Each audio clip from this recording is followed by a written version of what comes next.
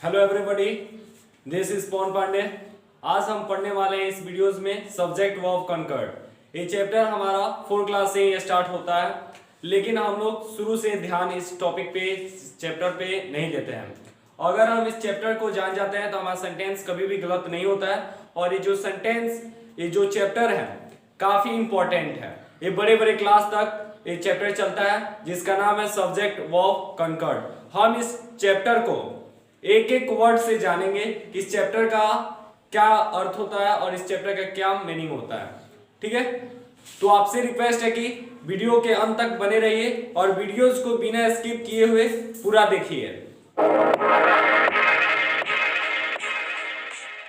सबसे पहले जब आप देखते हैं चैप्टर का नाम सब्जेक्ट वर्ब कंकर्ड, तो हमारे सेंटेंस में सब्जेक्ट और वर्ब ये दोनों हमेशा मौजूद रहते हैं। Without verb never completes a sentence, यानी कि कोई भी सेंटेंस बिना क्रिया का पूरा नहीं हो सकता है। ठीक है, तो इसको हम समझेंगे। जैसे कि सब्जेक्ट है, तो सब्जेक्ट का अर्थ, सब्जेक्ट का मीनिंग क्या होता है? तो सब्जेक्ट होता है डूअर ऑफ एक्शन, यानी कि काम करने वाला, जो काम करेगा, जो क्रिया करेगा, उसी को हम लोग डूअर कहते हैं। ठीक है, और हमारा सब्जेक्ट हमेशा नाउन या प्रोनाउन, यही दो होता है। ठीक है, फिर हमारा सेकेंड वर्ड आता है इस चैप्टर का वर्ब। वर्ब क्या होता है? तो वर्ब होता है हमारा action, action done by doer और सब्जेक्ट। ओके, डूअर हम कहते हैं सब्जेक्ट को ही, तो हम यहाँ पे सब्जेक्ट भी लिख सकते हैं। जो सब्जेक्ट के द्वारा किया जाएगा उसको हम लोग वर्ब कहते हैं। और कॉन्कॉर्ड का मतलब होता है एग्रीमेंट। एग्रीमेंट का मतलब आप सब समझते होंगे कि एग्रीमेंट क्या होता है। जैसे कि हम दो दोस्त हैं, किसी बात को जानते हैं, तो हम उसे एग्रीमेंट करते हैं कि तुम इस बात को किसी से नहीं बतलाओगे, ये बात हम ही दोनों के बीच में होना चाहिए। इसको हम लोग एग्रीमेंट करते हैं, यानी कि साथ तक होना चाहिए। ठीक है, तो सब्जेक्ट और वर्ब के बीच में एग्रीमेंट कि किस सब्जेक्ट के साथ कौन सा वर्ब लगेगा और कौन से वर्ब के साथ कौन सा सब्जेक्ट होगा। ठीक है, तो हम इसी एग्रीमेंट को इस टॉपिक में पढ़ेंगे। तो हम इस चैप्टर के सब्जेक्ट वर्ब कंकर्ड के एक एक मीनिंग को समझ गए कि सब्जेक्ट होता क्या है, वर्ब क्या होता है और कंकर्ड क्या होता है। अब हम जानेंगे डूअर के बारे में और फिर वर्ब के बारे में। ठीक है, तो सबसे पहले सब्जेक्ट के बारे में हम हल्का सा ध्यान देते हैं। तो सब्जेक्ट हम बताएं doer of action is called subject, यानी कि जो क्रिया करता है उसको हम लोग सब्जेक्ट करते हैं। जैसे कि डूअर, डू का मतलब होता है करना और ईयर मतलब होता है करने वाला। जैसे कि टीच मतलब पढ़ाना और ईयर लगा देते हैं तो पढ़ाने वाला। रीडर, तो रीड हम बोलते हैं, रीड मतलब पढ़ना, और वाला तो पढ़ने वाला। ठीक है, तो हम ई आर से क्या समझते हैं? वाला। ठीक है, तो doer of action is called subject. दूसरा हम पॉइंट क्या बतलाए थे सब्जेक्ट के बारे में कि सब्जेक्ट हमारा नाउन या प्रोनाउन, यही दो होता है। ठीक है, तो प्रोनाउन हम लोग किसको कहते हैं? प्रोनाउन हम कहते हैं, pronoun is a word that used in place of a noun. इसका संज्ञा की जगह पर ही यूज होता है। ठीक है, जैसे कि मेरा नाम पवन है, तो हम यहाँ पे आई लिख सकते हैं। मैं पवन पढ़ाता है, यानी कि मैं पढ़ाता हूं, तो हम आई इसके लिए प्रोनाउन का प्रयोग किए। फिर तुम्हारा नाम मानो राजपूत है, राजा है, राजा है, तो हम जब तुमसे बात कर रहे हैं तो हम उसमें बोल सकते हैं तुम। और किसी और के बारे में जब हम बात कर रहे हैं, यानी कि नरेंद्र मोदी और अमित शाह हमारे भारत के एक महान नेता हैं। ठीक है, तो जब हम मोदी और अमित शाह का जब हम नाम लेते हैं तो लोग हमारे क्या है? थर्ड पर्सन है, तो उनके बारे में हम लोग दे कर देते हैं। ठीक है, तो ये तीनों हमारा नाउन हुआ और ये तीनों हमारा प्रोनाउन हुआ। तो प्रोनाउन किसके जगह पे आया? नाउन की जगह पे आया। तो आप प्रोनाउन के डिफिनेशन भी जान गए कि प्रोनाउन क्या होता है। A pronoun is a word that used in place of a noun. Okay, noun और प्रोनाउन के बीच में आपका डाउट क्लियर हुआ कि नाउन किसको कहते हैं, प्रोनाउन किसको कहते हैं। तो प्रोनाउन हमारा पोजीशन ऑफ नाउन, यानी कि नाउन के पोजीशन को, प्लेस को बतलाता है, उसको हम लोग प्रोनाउन कहते हैं। ठीक है, नाउन होता है, नाउन को हम लोग नेमिंग वर्ड कहते हैं। वर्ड का मतलब क्या समझते हैं? यानी कि किसी भी चीज का नाम दिया हुआ, जैसे कि कोई पर्सन होता है तो उसके एक यूनिक नाम दिया जाता है, पांडे इंडियन, तो कोई भी नाम दिया जाता है। ठीक है, तो उसको हम लोग नाउन कहते हैं। अब कोई गाय है तो उसको भी हम लोग कॉमन नाउन, यानी कि जाति में होता है तो उसको भी हम लोग नाउन ही कहते हैं। और कोई मेटेरियल कलेक्टिव में भी हो तो उसको हम लोग नाउन ही कहते हैं। ठीक है, तो नेमिंग वर्ड को हम लोग नाउन कहते हैं। समझिएगा, जो हमारा नाउन होता है वो दो भाग में बांटा हुआ है। एक होता है रेगुलर नाउन और एक होता है हमारा इरेगुलर नाउन। इरेगुलर नाउन ठीक है, जैसे कि हमने आपको प्रीवियस जब टेंस वीडियोस पढ़ा रहा था तो उसमें वर्ब के बारे में बताया था कि इरेगुलर वर्ब और रेगुलर वर्ब। रेगुलर वर्ब क्या होता है? तो रेगुलर वर्ब वो होता है जिसका वर्ब 2 और वर्ब 3 सेम होता है, और इरेगुलर जो वर्ब 2 भी अलग हो, वर्ब 3 भी अलग हो, वर्ब 1 भी अलग हो। ठीक है, उसी प्रकार इसमें भी होता है रेगुलर नाउन जिसमें हमारा S E S I S लगता है, उसको हम लोग रेगुलर नाउन कहते हैं। और एक ऐसा वर्ड, ऐसा नाउन जो कोई भी उसका रूल नहीं होता, जैसे कि men, M E N, man means होता है आदमी, और हम उसका प्लूरल बनाते हैं एम ई एन। ठीक है, वही हम यहां पर लिखते हैं pan, P A N, pan means होता है कढ़ाई, तो हम इसका पी एन नहीं लिखते हैं, पी ए एन एस लिखते हैं। तो देखेंगे कि यहाँ पे ए जो है, यहाँ पर भी है, एन है, तो यहाँ पर भी है, यानी कि इसका कोई नियम नहीं है प्लूरल बनाने का। ठीक है, तो जिसमें हमारा सेम होता है, आई एस लगता है, ई एस लगता है, आई एस लगता है, जिसका रूल हमको मालूम है उसको हम लोग रेगुलर नाउन कहते हैं, और जिसको हम लोग नहीं मालूम यानी कि अपवाद एक्सेप्शन है, उसका कभी भी बदल जाता है, जैसे कि सिप, तो सिप का सिप ही रह जाता है। ठीक है, तो उसको हम लोग इरेगुलर नाउन कहते हैं। ये हुआ हमारा सब्जेक्ट नाउन के बारे में। अब जानेंगे वर्ब कौन कौन सा होता है। ठीक है, टॉपिक को हम लोग सब्जेक्ट वर्ब कॉन्कर्ड, इस चैप्टर को हम लोग अलग अलग करके पहले पढ़ चुके हैं, लेकिन इस चैप्टर में, इस चैप्टर का नाम ही है सब्जेक्ट वर्ब कॉन्कर्ड, इसलिए हम हल्का हल्का इसके बारे में एक्सप्लेन करते हुए चल रहे हैं कि सब्जेक्ट होता क्या है, वर्ब क्या होता है। ठीक है, लेकिन हमने इसके पहले हमारे चैनल पे नाउन प्रोनाउन ये सभी का वीडियोस पहले से अपलोड हो चुका है। ठीक है, तो चाहते हैं तो आप देख सकते हैं, हमारे चैनल पे मौजूद है और काफी अच्छे से उसको बतलाया गया है। ठीक है, तो बिना टाइम गवाए हुए चलते हैं वर्ब के बारे में जानते हैं। Second point, verb. वर्ब क्या होता है? जैसे कि हम इस चैप्टर को जब खोला, यानी चैप्टर का जब मीनिंग निकाला, उसी वक्त बताया कि action done by subject is called verb. ठीक है, तो वर्ब वही होता है, वर्ब हमारा एक्शन होता है, डन बाय सब्जेक्ट होता है, डन बाय डूअर कहो या सब्जेक्ट कहो, इसको हम लोग वर्ब कहते हैं। वर्ब हमारा 4 भागों में बांटा गया कि कैसे कैसे वर्ब होते हैं उसके बारे में जानेंगे। तो पहला होता है एक हेल्पिंग वर्ब होता है, एक लीकिंग वर्ब होता है, लीकिंग वर्ब, फिर होता है मॉडल, और एक होता है एक्शन। अब इसको समझेंगे कि हेल्पिंग वर्ब कौन सा होता है, लिंकिंग वर्ब, मॉडल वर्ब और एक्शन वर्ब क्या होता है। ठीक है, तो हेल्पिंग वर्ब होता है जो हम लोग सेंटेंस में, या एक कलम है, वह एक लड़का है, तो जो हम लोग उसमें हेल्पिंग वर्ब यानी कि जो अकॉर्डिंग टू टेंस यूज करते हैं हेल्पिंग वर्ब को, उसको हम लोग हेल्पिंग वर्ब कहते हैं। जैसे कि इज हुआ, एम हुआ, आर हुआ, ये हमारा हेल्पिंग वर्ब एक्सेट्रा। फिर होता है लिंकिंग वर्ब। लिंकिंग वर्ब का मतलब जैसे कि हम जब सिंपल प्रेजेंट टेंस बनाते हैं, तो सिंपल प्रेजेंट टेंस बनाने के बाद वह महसूस करता है, तो हम लोग बोलते हैं ही फील्स। ठीक है, वो महसूस करता है तो ही फील्स, वह सूंघता है तो ही स्मेल्स। ठीक है, तो जो हम लोग उसमें प्रयोग कर रहे हैं यानी कि V5 का यूज करते हैं, उसको हम लोग लिंकिंग वर्ब कहते हैं। और फिर होता है हमारा मॉडल। तो मॉडल हमारा 11 होता है, जिसको हम लोग shall, will, need, used, etcetera, can, could, ये सब होता है।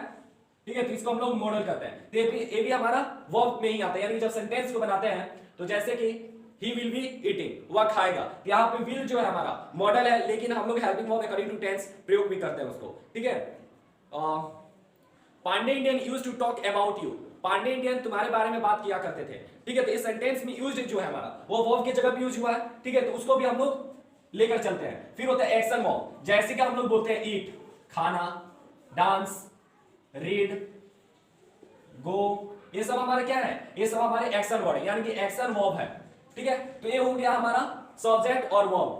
कॉन्कॉर्ड का मतलब होता है एग्रीमेंट। पहले ही हम बताया कि एग्रीमेंट क्या होता है, एक दो आदमी के बीच में जो बात होता है उसको छुपाना या रखना, उसको हम लोग एग्रीमेंट करते हैं। अब हम इस सब्जेक्ट वर्ब कॉन्कॉर्ड यानी पूरे चैप्टर के पूरे एग्रीमेंट को समझते हैं। एग्रीमेंट यहाँ पे रूल यानी समझेंगे कि रूल हमारा कौन कौन सा होता है सब्जेक्ट वर्ब कॉन्कॉर्ड में। ठीक है, तो उसको हम लोग स्टार्ट करते हैं। तो देखिए, पहला हमारा एग्रीमेंट यानी पहला रूल क्या कहता है, पहला रूल कहता है हमारा a singular subjects text a singular verb, यानी कि एक सिंगुलर सब्जेक्ट जो होगा उसके साथ हमेशा हम लोग सिंगुलर वर्ब का प्रयोग करेंगे। तो सिंगुलर सब्जेक्ट और सिंगुलर वर्ब क्या होता है, तो हमने अभी आपको एक्सप्लेन किया था, यानी कि जब हम एक आदमी का बात करेंगे, यानी कि एक डूअर होगा, उसको हम लोग सिंगुलर सब्जेक्ट कहेंगे। अगर हम एक से ज्यादा, 2 हो, 3 हो, तो उसको हम लोग प्लूरल कहेंगे। सिंगुलर सब्जेक्ट के साथ हमारा इज का प्रयोग होता है। ठीक है, और वही हम लोग सिंगुलर प्रोनाउन भी होता है। ठीक है, तो सिंगुलर प्रोनाउन में हमारा सिर्फ आई आता है, ही आता है, सी आता है, इट आता है। ठीक है, और एक यू भी आता है। यू के साथ हम लोग अपवाद में आर का प्रयोग करते हैं और आई के साथ एम का प्रयोग करते हैं। बाकी सब सिंगुलर के साथ हम लोग इज का प्रयोग करते हैं। ठीक है, तो हमारा पहला सेंटेंस, पहला रूल कहता है ये singular subject takes a singular verb, यानी कि सिंगुलर सब्जेक्ट हमारा सिंगुलर वर्ब पड़ेगा, ठीक है। जैसे कि Ram eats a mango, Ram eats a mango, तो Ram eats a mango, Ram हमारा सिंगुलर पर्सन हुआ यानी कि एक आदमी हुआ, और इट्स जो है हमारा वो सिंगुलर वर्ब हुआ। जब हम आपको बतला रहे थे वर्ब जब पढ़ाए हैं तो हम उसमें बतलाए हैं आपको कि जब हम नाउन में एस ई एस का प्रयोग करते हैं तो हमारा प्लूरल हो जाता है, अगर हम वही वर्ब में एस ई एस का प्रयोग करते हैं तो हमारा सिंगुलर हो जाता है यानी कि V5 हो जाता है। तो राम इट्स ए मैंगो, ये हमारा सेंटेंस क्या है, सिंगुलर है। फिर हम बोलते हैं आई एम अ बॉय, तो ये भी हमारा सेंटेंस सिंगुलर वर्ब प्रयोग करेगा। फिर हम बोलते हैं यू आर ए गर्ल, तो एक आदमी का बात हो रहा है तो हम यहाँ पे एक आर सिंगुलर वर्ब का प्रयोग करेंगे। फिर एक singular verb, main singular verb होता है हमारा ही, सी, इट, इन सभी के साथ लगता है वो है हमारा इज, ठीक है। ही, सी, इट, इज, ईटिंग, तो हमारा इज यहाँ पे क्या है, सिंगुलर वर्ब है, और हमारा ये सब सिंगुलर सब्जेक्ट है। समझ में आई बात? देखिए हम इस चैप्टर को बनाने का, इस वीडियोस को बनाने का पर्पस ये था कि चैप्टर हमारा टर्म 1 यानी क्लास 10 के टर्म 1 इंग्लिश में चैप्टर दिया हुआ है, और इस चैप्टर को बहुत से स्टूडेंट, काफी स्टूडेंट्स इस पे डाउट में पड़ जा रहे हैं कि कब हम कौन सा वर्ब का प्रयोग करेंगे, इसलिए हमने इस टॉपिक को चुना ताकि हम अपने तरीके में आपको अपने चैनल के माध्यम से समझाएं, पढ़ाएं। अगर आपको ये वीडियोस पसंद आता है तो अपने दोस्तों तक शेयर कीजिए, अपने रिलेशनशिप में भी शेयर कीजिए ताकि हमारा चैनल ग्रो होके और हमको पॉपुलर कीजिए। दूसरा रूल होता है ये प्लूरल सब्जेक्ट है, प्लूरल वर्ब, यहाँ पे सिंगुलर सब्जेक्ट है तो सिंगुलर वर्ब, यहाँ पे प्लूरल पर्सन यानी कि प्लूरल सब्जेक्ट प्लूरल वर्ब, ठीक है। तो जैसे कि हम बोले प्लूरल सब्जेक्ट्स में हमारा आ जाएगा राम एंड आई, यानी कि राम एक आदमी और आई यानी कि हम, तो हम लोग दो आदमी हुए, राम और मैं, तो दो आदमी का बात हो रहा है तो हम इसके साथ प्लूरल वर्ब का प्रयोग करेंगे। आई के साथ एम लगता है, लेकिन यहाँ पे जब हम दो सब्जेक्ट का बात करेंगे तो उसके लिए हम लोग आर का प्रयोग करेंगे। Ram and I are going to market. फिर हम एक पॉइंट लिख दे, एक और एग्जांपल दे दे, they are teaching in a school, वे विद्यालय में पढ़ा रहे हैं, तो दे हमारा एक प्लूरल सब्जेक्ट है यानी कि प्लूरल प्रोनाउन भी है, और प्रोनाउन को हम लोग जानते हैं कि वो हमारा सब्जेक्ट होता है, ठीक है। तो हम लोग आर यानी कि प्लूरल वर्ब का प्रयोग करेंगे। थर्ड हमारा रूल क्या कहता है, a compound subject is made up of two or more nouns joined with the words and or nor, the nouns could be singular or plural. इसका मतलब होता है एक और एक से अधिक नाउन को जब हम लोग कंपाउंड करते हैं यानी कि जोड़ते हैं, जैसे कि हमने यहाँ पे राम एंड आई कहा, तो राम एंड आई हमारा इसी का एग्जांपल हो सकता है क्योंकि हम यहाँ पे कंपाउंडिंग का काम किए हैं, ठीक है। तो सॉरी बाय द वे, हमने यहाँ पे प्लूरल सब्जेक्ट को बतलाना था, लेकिन प्लूरल सब्जेक्ट ये दोनों है क्योंकि कंपाउंडिंग है। इस एग्जांपल को आप यहाँ पर भी बैठा सकते हैं, ठीक है। तो जैसे कि हमने बतलाया कि compound subject is made of two or more nouns with the words and or nor, यानी कि एंड से और से नर से जुड़ा हो, यानी कि जो वर्ड्स है कंपाउंड वर्ड्स है, जो हमारे नाउन है वो सिंगुलर भी हो सकता है और प्लूरल भी हो सकता है, ठीक है। जैसे कि हम एग्जांपल में ले अमन और Puneet dash going to a school, dash going to a school. ये सेंटेंस में जब हम देखेंगे कि दो वर्ड है अमन और पुनीत, लेकिन हमको समझने के ये है कि सेंटेंस में कितना सब्जेक्ट होता है, ठीक है।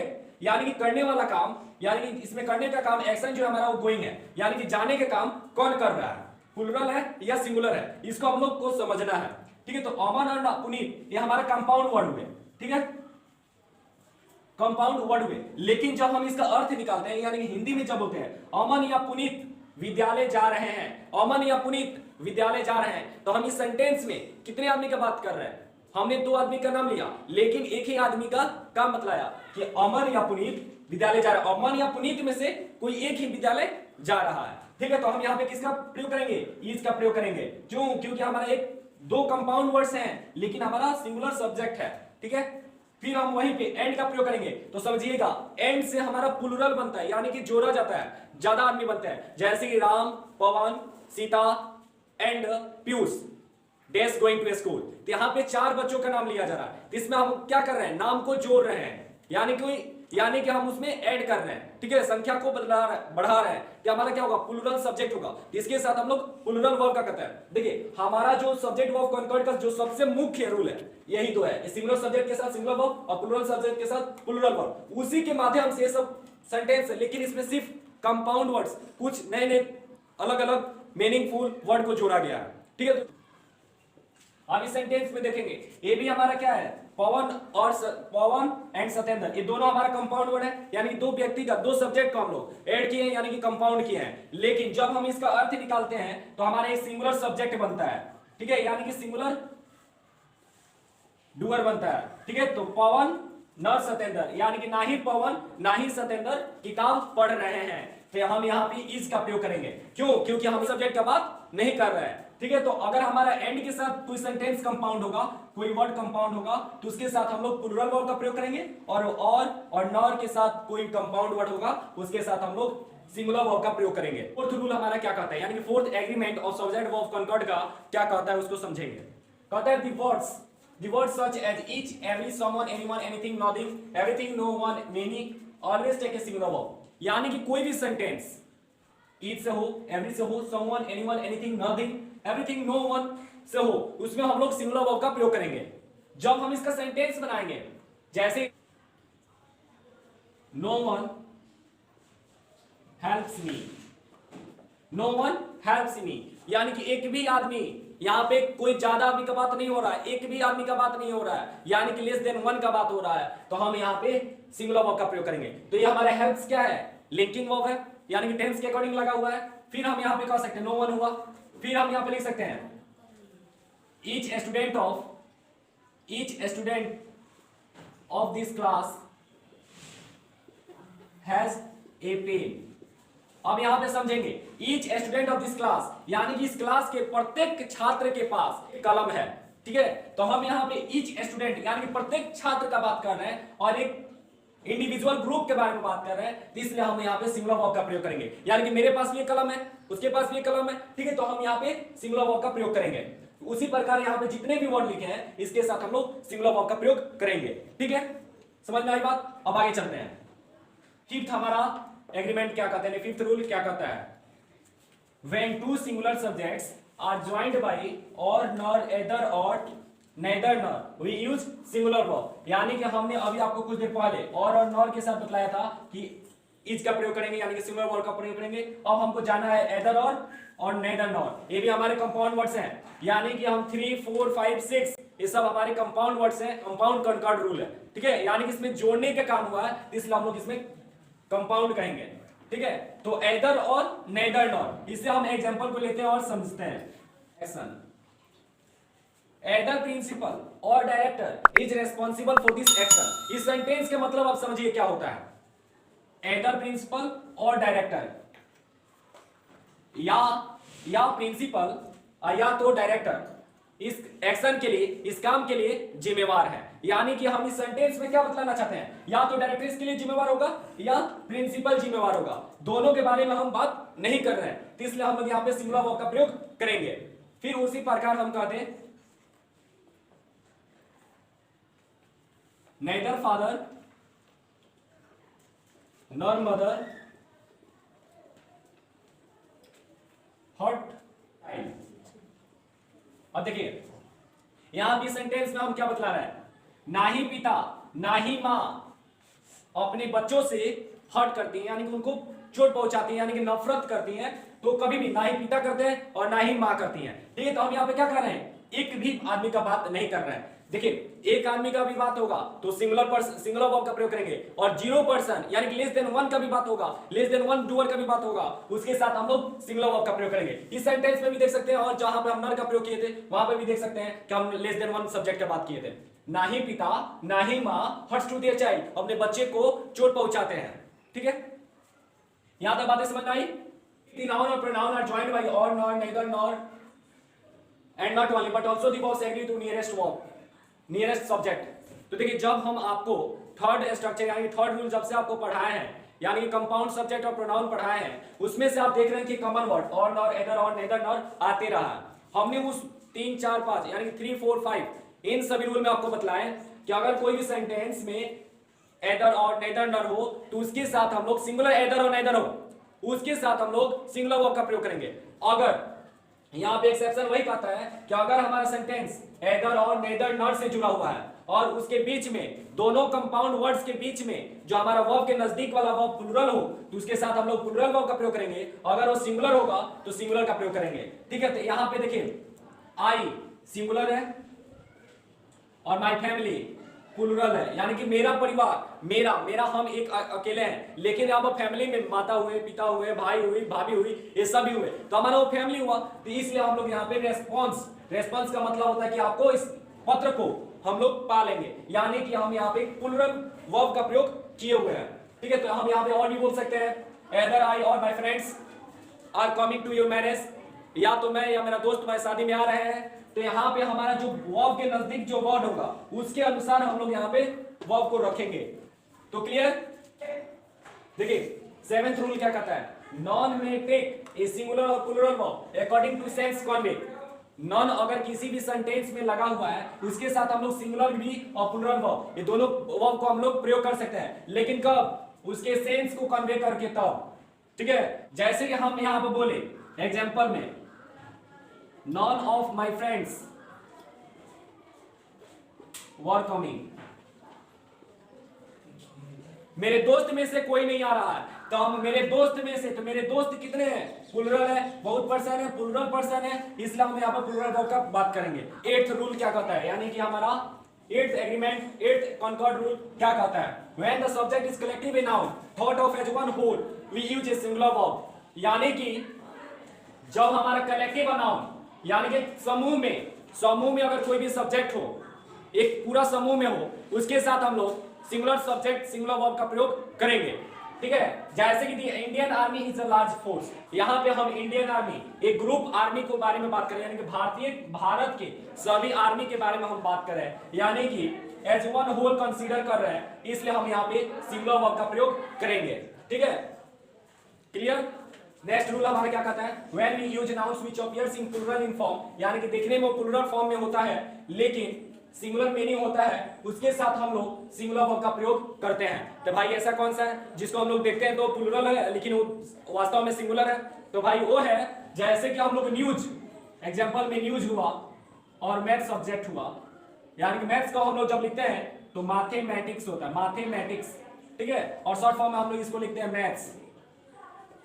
तो यहाँ पर देखेंगे कि एस लगा हुआ है, यहाँ पे एस लगा हुआ है, यानी कि देखने में हमको क्या लग रहा है, प्लुरल फॉर्म में दिख रहा है, लेकिन वास्तव में ये हमारा सिंगुलर होता है। तो हम लिख सकते हैं न्यूज इज यूजफुल, यानी कि समाचार उपयोगी है, यानी कि कोई समाचार आया, कैबिनेट न्यूज आया, तो उसको आप रखेंगे तो आपके लिए फायदेमंद होगा। क्यों फायदेमंद होगा? क्योंकि आपसे जीके में पूछा जाए तो आप उसको बतला सकते हैं। मैथमेटिक्स, तो मैथमेटिक्स भी हमारा प्लुरल फॉर्म में दिखने में है लेकिन वास्तव में हमारा सिंगुलर है। तो हम लिख सकते हैं maths is an interesting subject, यानी कि रोचक विषय है, और जिसको मैथ्स नहीं आता है उसके लिए घटिया सब्जेक्ट है। लेकिन देखिए मैथ्स जो है, अगर आपके पास मैथ्स का टैलेंट है तो आपका दिमाग इंक्रीज करता है। ठीक है, अगर आप सवाल में फंसते हैं मैथ्स में तो आप उसको ट्राई करते हैं, निकालने का ट्राई करते हैं। अगर आपको साइंस हो, हिस्ट्री हो, कोई भी सब्जेक्ट हो, आप उसको याद करते हैं। मगर मैथ्स एक ऐसा सब्जेक्ट है जिसको अपने माइंड से करना होता है, माइंड के अनुसार आपको आंसर देना होता है, इसलिए मैथ्स हमारा इंटरेस्टिंग सब्जेक्ट होता है। इंटरेस्टिंग उसके लिए होता है जो मैथ्स बनाते हैं।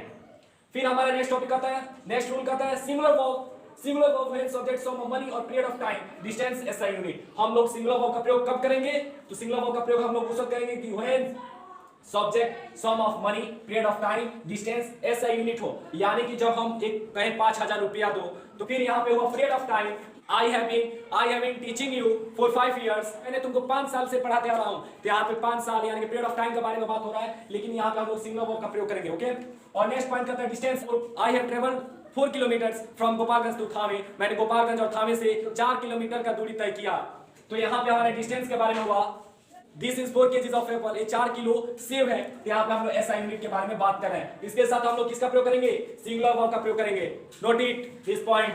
तो एग्जांपल में हम लिख सकते हैं I have travelled 4 kilometres, I have travelled 4 kilometres. तो यहाँ पे आई के साथ हैव का प्रयोग हुआ है, लेकिन लिख सकते हैं एक और sentence 4 kilometre is not walkable distance.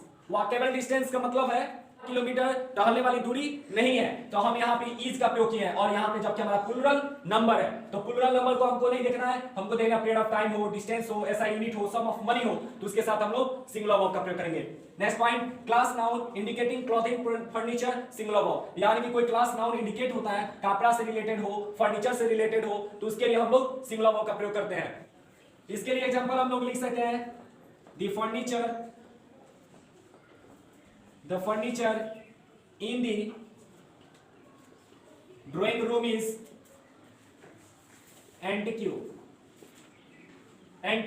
तो यहां पे हमारा फर्नीचर रूम के बारे में, ड्राइंग रूम के बारे में बात हुआ है और हमने यहां पे सिंगुलर वर्ब का प्रयोग किया है। फिर हमारा पॉइंट था अनकाउंटेबल नाउन टेस्ट सिंगुलर वर्ब, यानी कि जिस चीज को हम लोग नहीं गिन सकते हैं, उसके साथ हमेशा सिंगुलर वर्ब का प्रयोग करेंगे। ठीक है, जूस इज नॉट टेस्टी, तो जूस आर कभी हम नहीं कहेंगे, पल्सेस आर कभी नहीं कहेंगे, राइस आर कभी नहीं कहेंगे, राइस इज कहेंगे। Okay, clear. Phrases a lot of plenty, great deal, इसके साथ हम लोग प्लूरल वर्ब का प्रयोग करेंगे।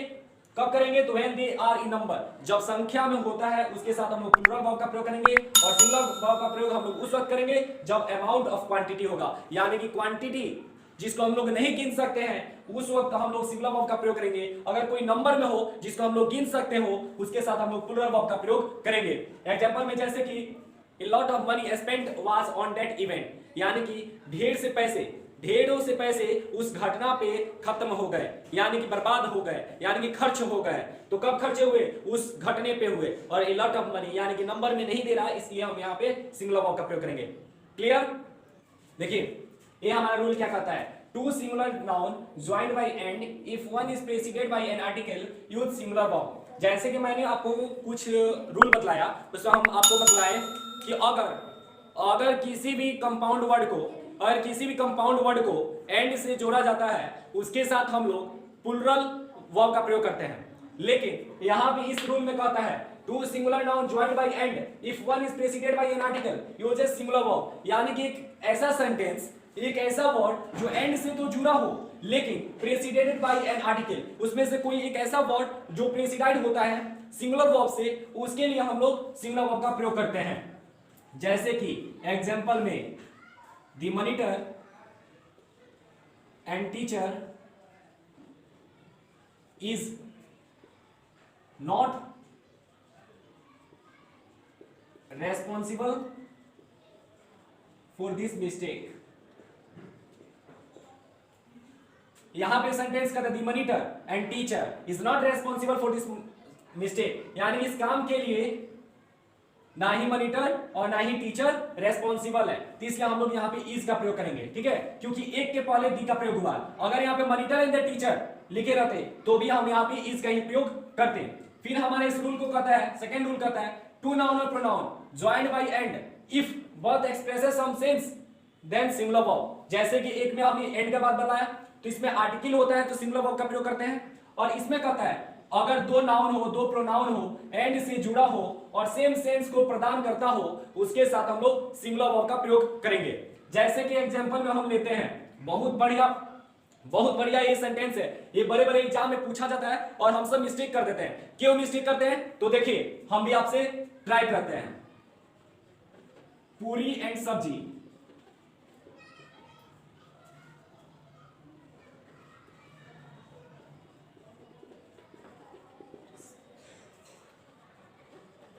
Bread and butter,